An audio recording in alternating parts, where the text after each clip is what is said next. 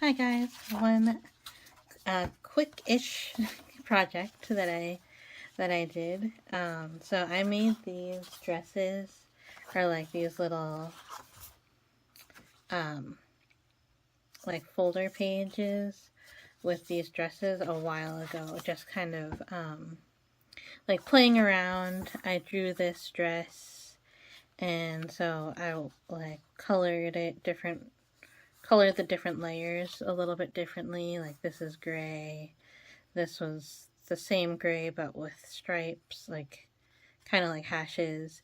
Then I did like a thin pen with hashes here, and then I did like the thick black pen around it. And then I cut out the inside so that when I put it on top of the glitter page, it looked like the dress was the glitter and also the background was the glitter. So then I did another one with a different print, and I was like, that was pretty good. So then I decided to utilize these in my witchy journals. So I made a bunch of them. So I had my husband scan it and put it in to print, and he made me enough to make 16 of them, or 14 because I already made these two. So then I just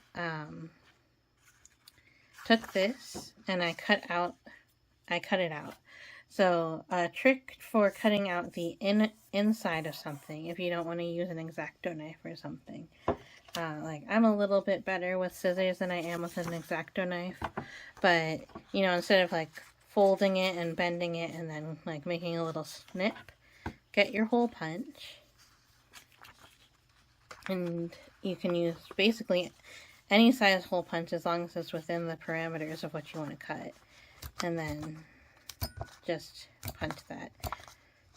And then you have a place to put your scissors. Because this punch that I'm using here is so small, I'm just putting a couple in a row to make a line, and then I have a place to put my scissors.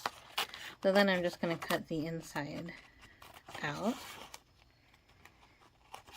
Now, it's easier to cut the middle out when it's still attached to the sheet like this, so you have some more things to hold on to, and this is more stable and it won't rip as easily.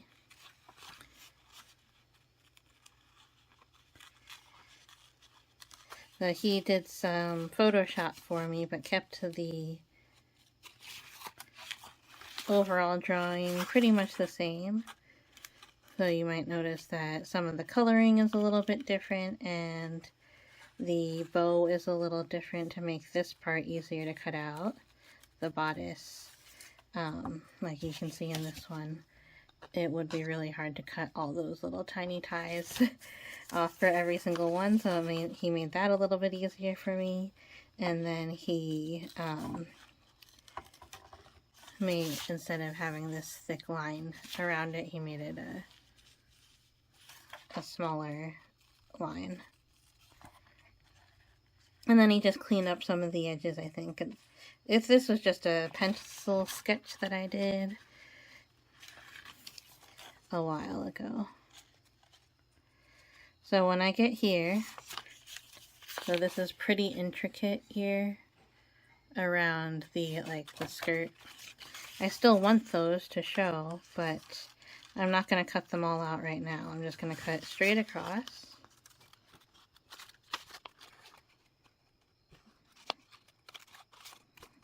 And now that I'm at the ones that are a little bit easier to get, then I'm just cutting along the black line again. Now you don't want it to get too thin because then it'll be too easy to rip, especially when you start to glue it down and the page gets a little bit wet from the glue. You don't want it to rip. Alright, so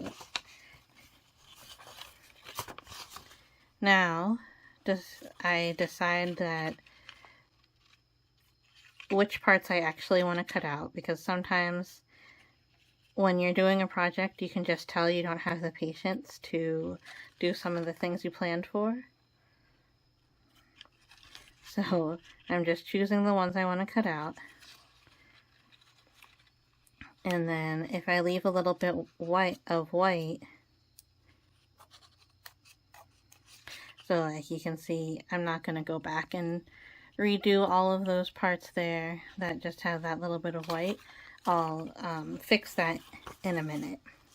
So now I got basically the whole inside done. Now I'm going to go back and do the outside. Same thing where it's pretty intricate here. I'm just going to cut a straight line.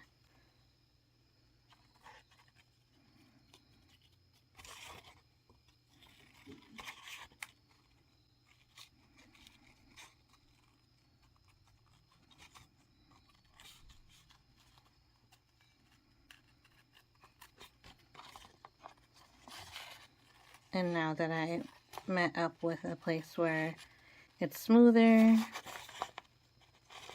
I'm just following the outside of the block line.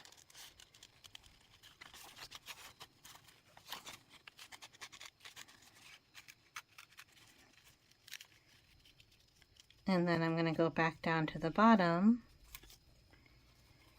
And same thing, decide which ones I want to actually keep, which parts I want to keep and which parts I want to remove.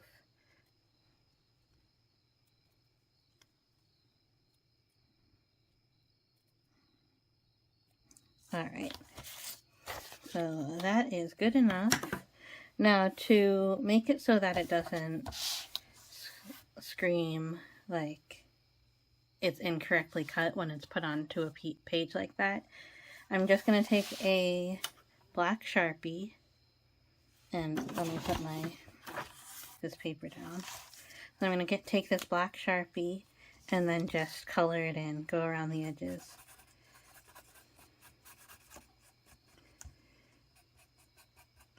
So you can just do the edge parts, but like where it's so thin like this, I just color in the whole thing, and then you don't have to worry about missing any parts.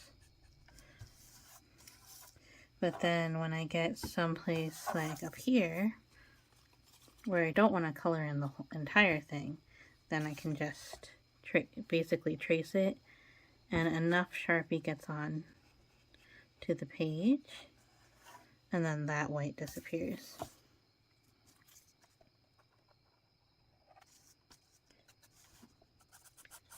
So I already did this with this one here.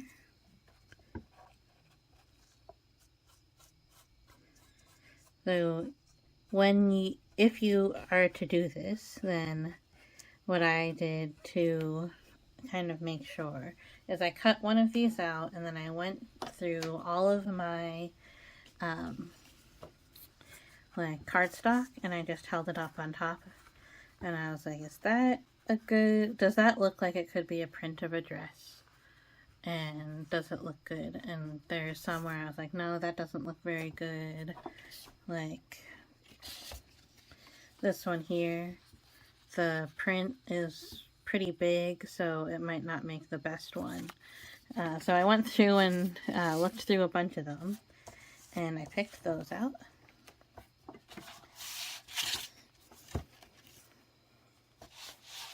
So we're going to do one of those now. So this print here I thought was pretty good.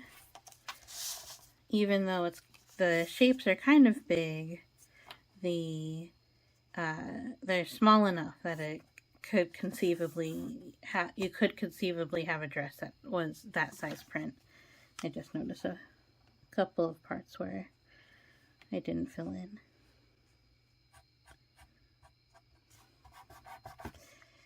Okay. So before I attach that on, I'm going to make a couple of scores, which is why I have my scoreboard out. So I'm going to do, so what I'm going to do to make this shape, here's another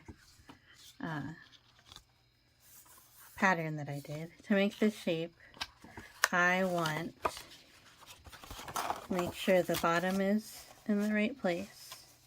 So this will be the bottom of this one. This is the bottom of this one. This is going to be the bottom of this one.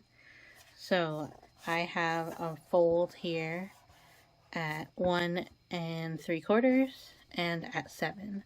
So what I did to find that is I just kind of folded it up to where I thought it would be right on one without taking any measurements. I made sure the dress fit there, and then I actually took the one that I did and I measured where to mark. So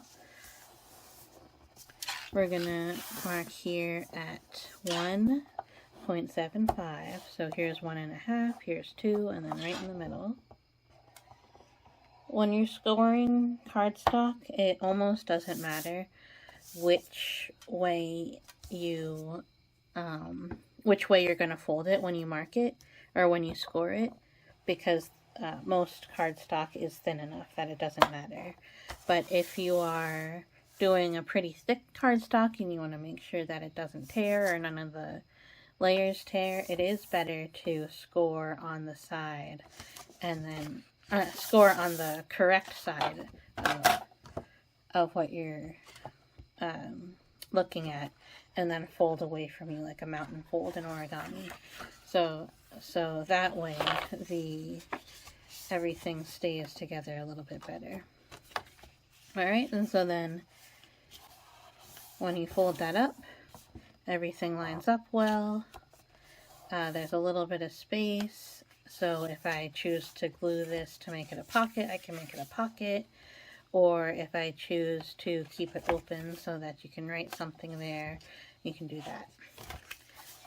So before I glue it on, still one more step before I glue it on, and that is going to be to round the corners of the flap, because you're going to be opening this up a lot. You want it to look nice and you want it to be a little bit more comfortable, and then because these are going to have some wear and tear, you want to just cut to the chase and round those edges.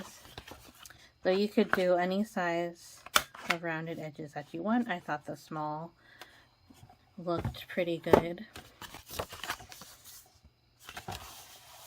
Alright, now finally I'm going to take the dress and I'm going to put it on.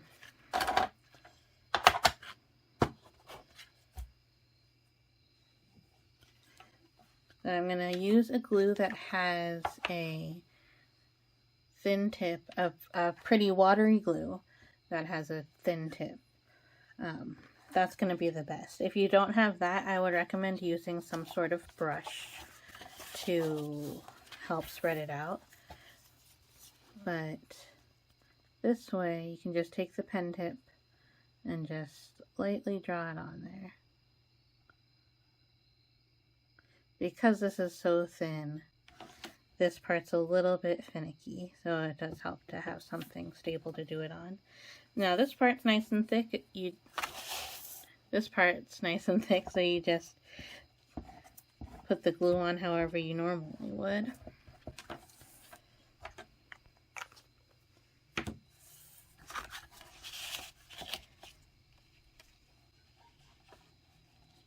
And then, just like that, you have a patterned dress that you don't have to print out at all. You don't have to draw it.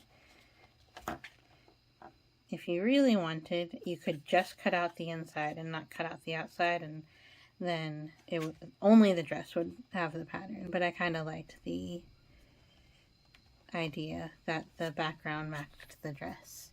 So here are a couple more that I did. So I did the silver glitter one. I did a kind of gilded marble look on that one. This is the mushrooms and the moths in purple on black, that kind of duotone. These are some butterflies. These all look good, actually. Here's another one with like kind of those gems and hands. And then you can also do some that are solid. And they still look pretty good. Like this purple kind of looks more realistic than these, actually, in my opinion. So let me know what you think of these. I had a lot of fun developing them. And I also think you could use a similar idea, but it doesn't have to be like this sort of Red Riding Hood aesthetic. You could do really any sort of dress, draw it out. You could do a pair of shorts even, and draw that out if that is what you fancy. So thanks so much for watching this one, and I'll see you next time. Bye.